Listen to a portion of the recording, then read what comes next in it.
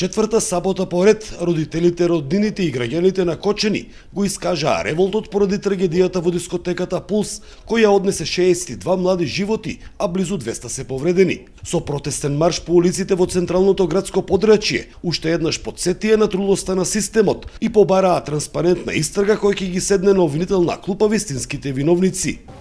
Сите вие кои сте одговорни за системот во државата, кои мудро и одбегнувате одговорноста за најголемата трагедија од европски рамки, што се случи во Кочани. Ние, родителите на починатите деца, би сакале, барем за миг, да бидете во нашата кожа, да може да ја почувствувате раскинувачката болка која ние ја чувствуваме.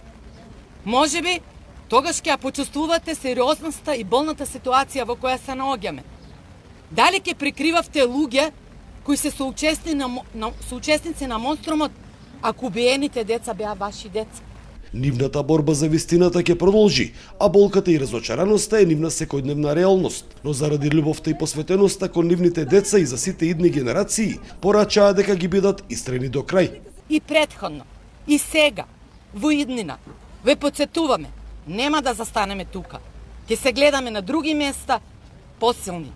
Ова е само почеток на нашата борба за прерано згаснатите животи, за нивните нереализирани соништа, за нивната насилно прекината младост. Единствена водилка за овие протести им е правдата, која мора да биде задоволена, а сите соучесници во злосторот да одговараат пред законот, порачаа родителите. За Сител, Трајан Ристовски.